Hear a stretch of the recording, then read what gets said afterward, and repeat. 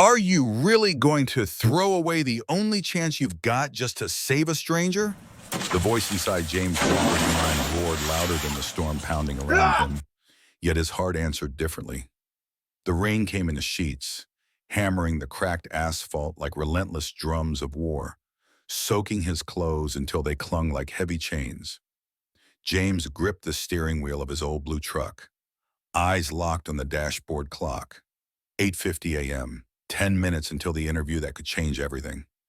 10 minutes to escape overdue rent notices, cheap canned dinners, and the quiet disappointment that sometimes flickered in his daughter Lily's eyes when she asked if things would ever get better.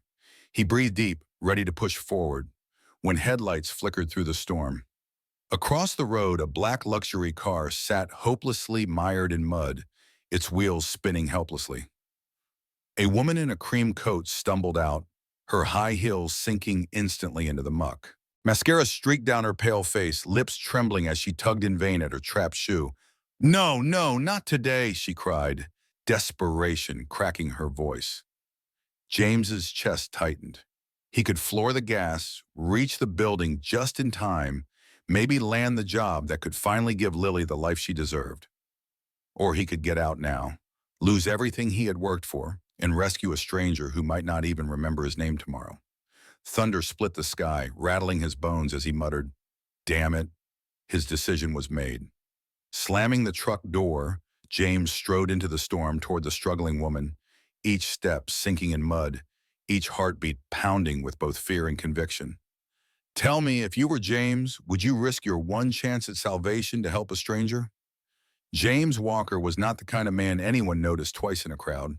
His hair had grown a little too long, dark strands clinging damp against his forehead, and his jacket, patched at the elbows, carried the weary scent of rain and motor oil. But behind the tired face and calloused hands lived a man who once wore a Marine's uniform with pride, a man who had seen deserts and battlefields and had sworn never to abandon those in need. That oath, forged in fire, had stayed with him long after the medals gathered dust and the government checks stopped arriving. Now his war was not fought with rifles or strategy, but with overdue bills stacked on a kitchen counter, with second-hand shoes too tight for his daughter Lily's growing feet, and with nights spent wondering how much longer he could hold the weight of two lives on his shoulders alone. Lily was 9 years old, bright-eyed, with a laugh that could light up their small, dim apartment. She was the reason James kept going when exhaustion begged him to stop. Every morning before school, she would kiss his cheek and whisper, "You'll get that job today, Daddy. I believe in you." Her faith was both a gift and a burden, because James knew that every failed interview, every rejection, chipped away at her innocent trust. This interview at Hartford Technologies was different. It was not just another job. It was stability, insurance, and dignity all wrapped in a single opportunity. He had prepared for weeks, rehearsing answers late at night while Lily slept curled in a blanket on the couch beside him. But fate, cruel and unyielding, had placed Victoria Hayes in his path. Victoria was everything James was not: wealthy, powerful, wrapped in the kind of elegance that came from living above the struggles of ordinary people. At 42, she was the CEO of Hayes Dynamics, a billion-dollar tech empire known for its ruthless efficiency and groundbreaking innovations. Her gray eyes were cold, sharp as steel, and her reputation was even sharper. Magazines called her the Iron Widow behind her back, a woman who had inherited her late husband's company and turned it into something greater, but who trusted no one and forgave even less. On that stormy road, however, the iron facade cracked. James had seen the panic in her eyes, the helplessness of someone unaccustomed to struggle when her car sank into the mud. She had barked at him to leave her alone, her pride a shield, but he could not. He had pulled her free, mud splattering against his shirt, rain stinging his face. And in that moment, two worlds collided: the world of a weary single father desperate for a chance, and the world of a woman who had everything yet felt hollow inside. Victoria had not revealed her identity to him then. To James, she was just a stranger, another soul caught in the storm. But she had watched the way he worked with calm efficiency, refusing her money, speaking with quiet dignity. "Not everyone lives only for themselves," he had told her, words that lingered in her mind long after the sedan rolled back onto solid ground.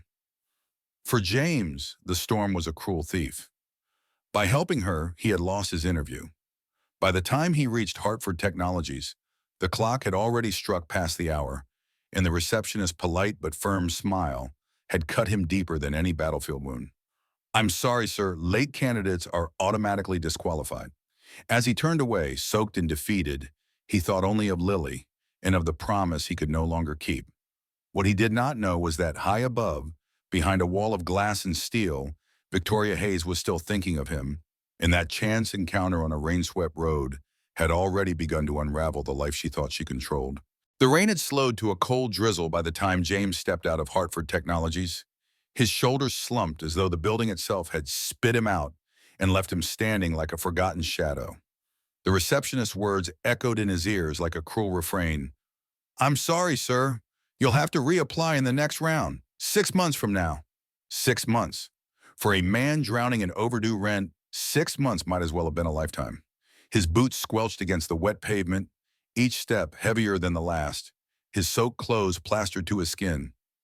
But nothing felt as suffocating as the silence inside his chest. He pictured Lily waiting at home, her wide, hopeful eyes asking without words if Daddy had finally found the job that would change everything. And the thought cut through him like a blade.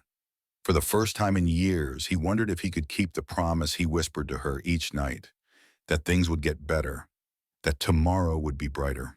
Today, tomorrow seemed like a cruel joke. As he leaned against the cold steel of a streetlight, James let his head fall back, staring at the gray sky as raindrops slid into his eyes, blurring them with tears he refused to shed. He thought of all the nights he had gone without sleep, rehearsing every question, every answer, believing he could claw his way out of the hole he and Lily had been buried in. All gone now, washed away in a storm. What he did not see was that he was not as invisible as he felt. High above the lobby, in a corner office with glass walls that overlooked the city, Victoria Hayes stood with arms crossed, her sharp gaze following the soaked figure trudging across the street below. At first she told herself it was mere curiosity, a fleeting interest in the man who had pulled her from the mud hours earlier. But as she watched the way he carried himself, even in defeat, something unsettled her. He did not look like a beggar or a man crushed by life, though despair clung to him like the rain. He looked like a soldier, standing even as the world tried to knock him down. Victoria prided herself on being untouchable, on never letting emotion cloud her judgment. Yet there was a flicker inside her chest, a memory of years long buried. The days when she too had walked in shoes worn thin, when doors had been slammed in her face, when no one believed she belonged. Watching James, drenched and broken, yet somehow unyielding, stirred something she had thought she had killed long ago. Her assistant entered the office timidly, handing her a report, but Victoria barely glanced at it. Instead, her eyes remained fixed on the man below. "Get me the file on James Walker," she said abruptly. The assistant blinked in surprise, hesitating. "James Walker? Who?" Victoria's voice cut sharp, brooking no delay. "The man who was supposed to interview today. Find out everything about him." When the door shut behind her assistant, Victoria turned back to the window, her reflection mingling with the city lights and the fading storm. She told herself it was professional interest, that she was simply following an instinct sharpened by years of ruthless business. But deep down, she knew it was more. James Walker had chosen kindness when the world would have excused him for choosing himself, and that rare act gnawed at the armor around her heart. Down below, James wiped rain from his face, whispering bitterly to himself, "Nice job, Walker. You threw it all away." He did not yet know that the woman he had saved, the stranger he thought he would never see again, was already rewriting the story he believed had ended in failure. James sat slumped on a drenched park bench, his hair plastered to his forehead, his palms cold against the wet wood beneath him. He stared blankly at the puddles forming on the ground, each ripple reminding him of the interview he had lost, of the 6 months of waiting that felt like a death sentence. He thought of Lily, of the disappointment he would see in her eyes when he returned home, empty-handed once again. The weight on his chest grew so heavy, He wondered if the storm outside had somehow seeped inside him. Just as he prepared to rise and keep walking aimlessly, headlights swept across the park, cutting through the rain. A sleek black SUV pulled up silently, its tinted window lowering with mechanical precision. Startled, James frowned, shielding his eyes against the drizzle. When the glass slid down, he froze. The same woman he had helped earlier sat inside, her cream coat immaculate despite the storm, her presence radiating authority even in silence. "Mr. Walker," she said, her voice smooth yet commanding, carrying easily over the roar of rain. "We need to talk." James blinked, unsure if exhaustion was playing tricks on him. "Ma'am, I don't think there's anything left to say. You should be at home, warm and dry. I should be anywhere else but here." His voice cracked despite his attempt at steadiness. Her lips curved into a faint smile, sharp but not unkind. "Trust me, you'll want to hear what I have to say. Get in, I won't keep you long." Suspicion stirred in James's gut. He had nothing left to lose except time, and yet something in her eyes, something unreadable, part steel, part curiosity, compelled him to obey. With a weary sigh, he opened the door and slid into the SUV, careful not to soak the pristine leather seats. Immediately, he felt the warmth, the faint scent of perfume, the world inside a stark contrast to the misery outside. The driver pulled away, and for a long moment, silence stretched, broken only by the steady hum of tires on wet asphalt. James kept his gaze on the raindrops racing across the window, waiting for her to speak. Finally, she turned toward him, her gray eyes sharp but calm. "Perhaps I should introduce myself properly," she said. "My name is Victoria Hayes. I'm the CEO of Hayes Dynamics." James's heart lurched. He turned to her, disbelief etched across his face. "The company I just—" She nodded, finishing his thought. "The company where you were supposed to have your interview this morning." "Yes." James swallowed hard, stunned into silence. It was almost cruel, the irony that the woman he had stopped to help had been the one who owned the very empire he had longed to be a part of. He clenched his hands, struggling to keep his composure. "So you came here to tell me I blew my chance? To rub it in?" Victoria shook her head slowly, her expression unreadable. "No, Mr. Walker. I came because I believe you might be the very person I've been searching for." His brow furrowed, his voice low with disbelief. "Me? I'm just a man who lost his only shot at a job because I couldn't walk away from someone who needed help." Her gaze softened for a fleeting second, the steel giving way to something warmer, though quickly hidden again. "And that is precisely why I'm here. You see, Hayes Dynamics is facing a crisis, a serious one. My teams have failed to solve it.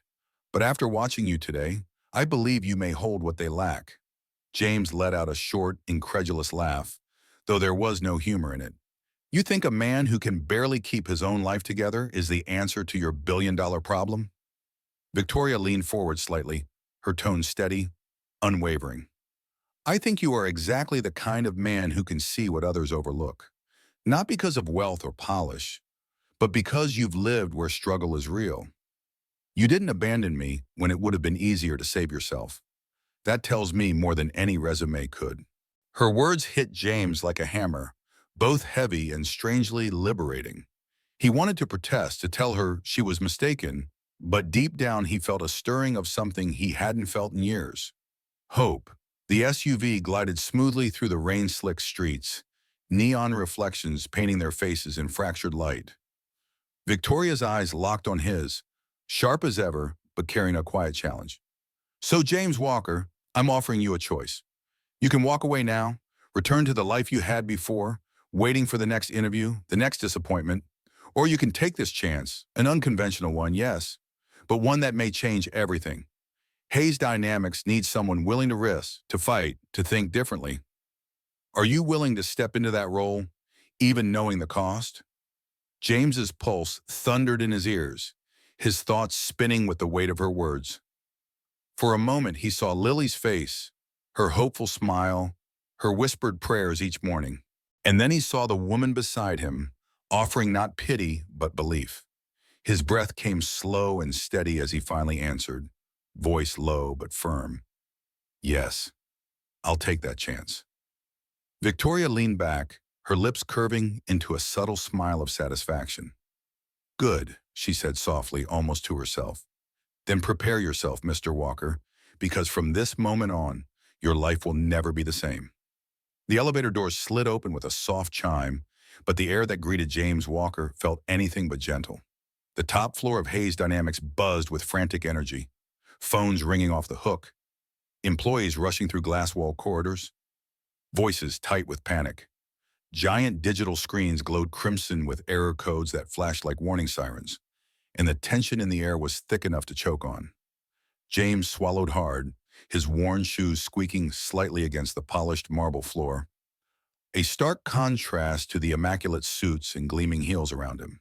Every glance that flicked in his direction was laced with curiosity, doubt, or open disdain. He knew what they saw, a soaked, exhausted outsider, dragged into their sanctuary of power by their formidable CEO. Yet Victoria Hayes walked beside him without hesitation, her stride purposeful, her heels striking sharply like the beat of a war drum. When she entered the boardroom, conversations died instantly. Senior executives sat rigid around a massive glass table, their faces pale with fear. But when their eyes fell on James, confusion spread like wildfire. "Miss Hayes," a silver-haired man finally spoke, his tone tight. "Forgive me, but who is this?" Victoria did not flinch. Her voice cut through the air like a blade. "This is James Walker. From this moment forward, he will be directly involved in resolving our logistics crisis." The words landed like an explosion. Murmurs erupted around the table, disbelieving and hostile. One man stood slowly, tall, gaunt, with eyes like hollow pits and a sneer that twisted his face. James recognized him instantly from whispers in the hall. Jason Carter, the head of the technical division, the man responsible for the very system now collapsing. Jason's glare locked onto James like a predator sizing up prey. "With all due respect, Miss Hayes," he said, his voice dripping with arrogance, "we are in the middle of a catastrophic emergency. Is it truly wise to hand our most urgent problem to an outsider?" He paused deliberately, his eyes sweeping over James's worn jacket and tired face. "A man who doesn't even belong here." James felt the weight of the room pressing against him, the sting of judgment cutting deep. For a brief moment, doubt threatened to suffocate him. But then he remembered Lily, remembered the stormy road where he had chosen to help rather than abandon. Straightening his shoulders, he met Jason's gaze head-on.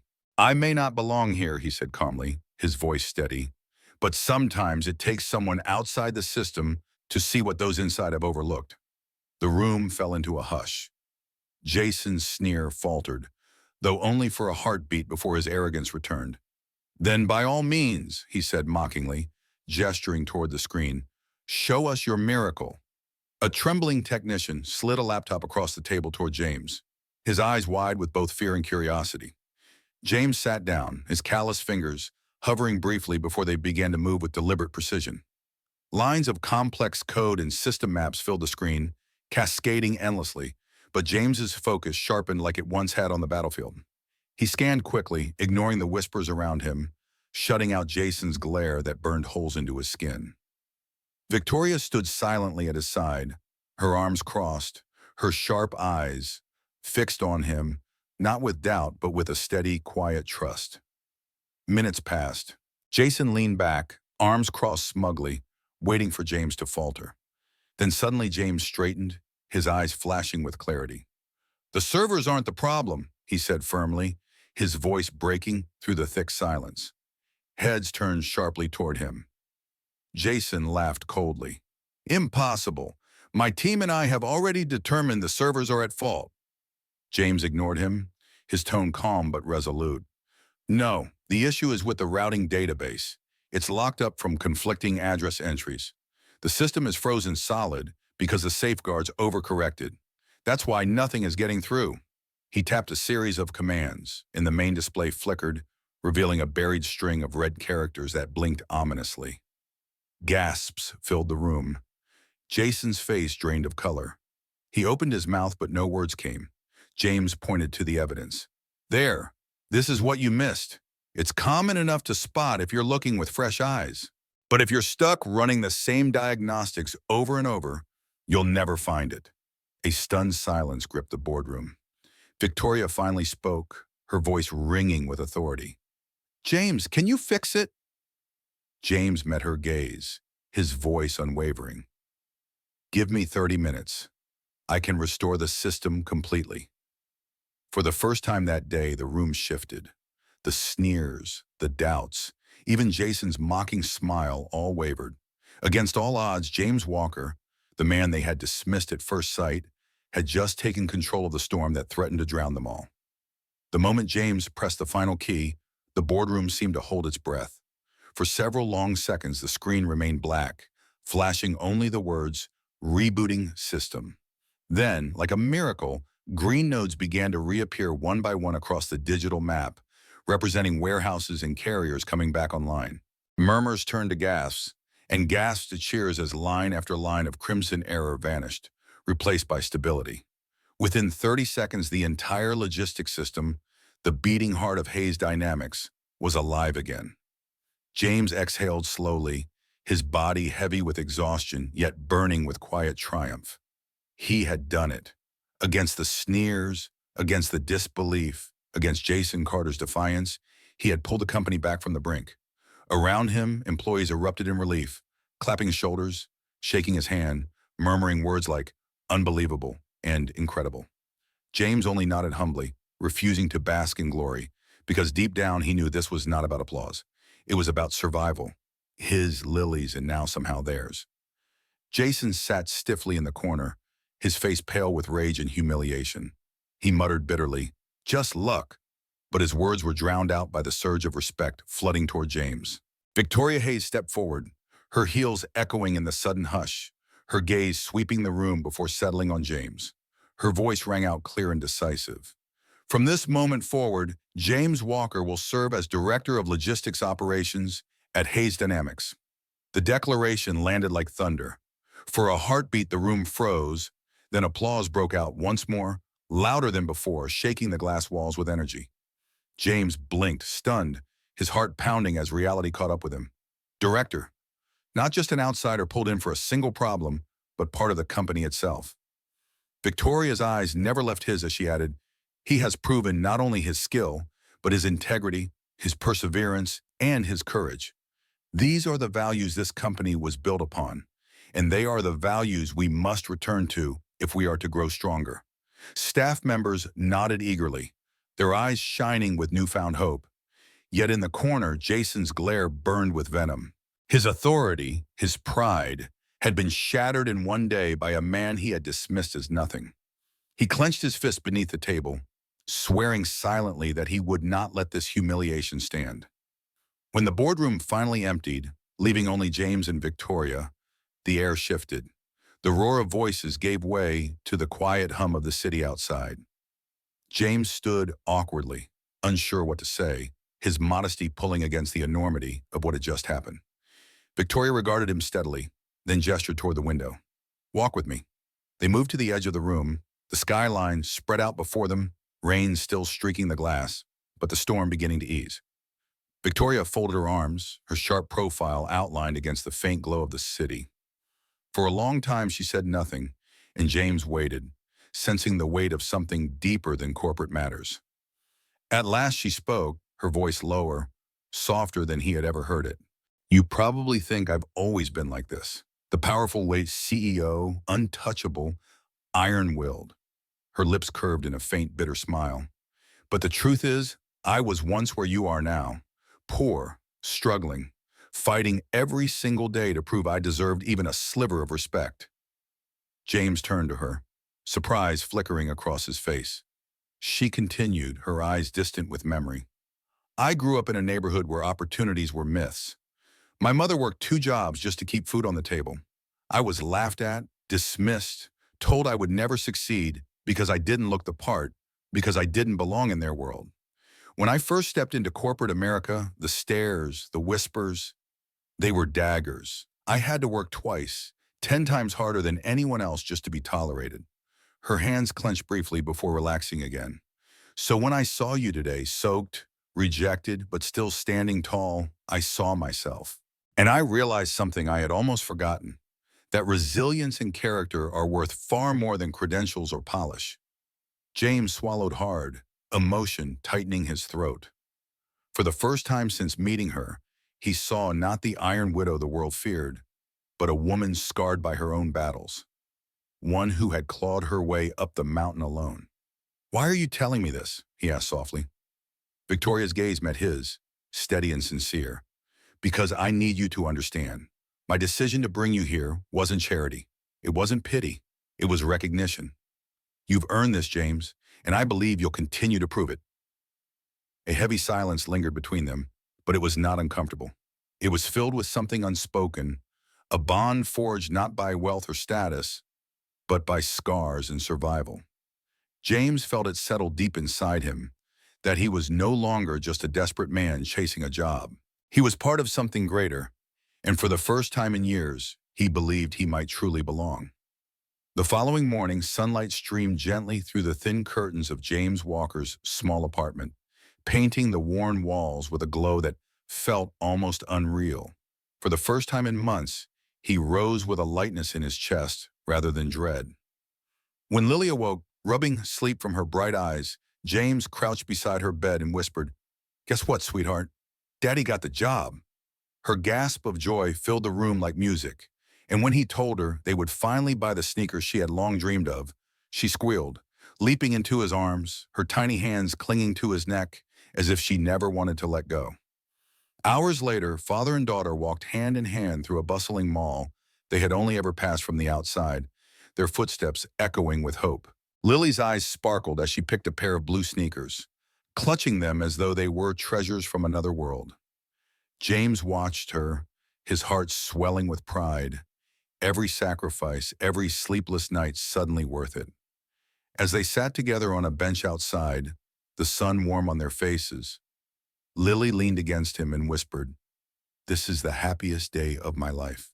James pressed a kiss to her hair, his voice trembling with emotion. "Mine too, baby girl. Mine too."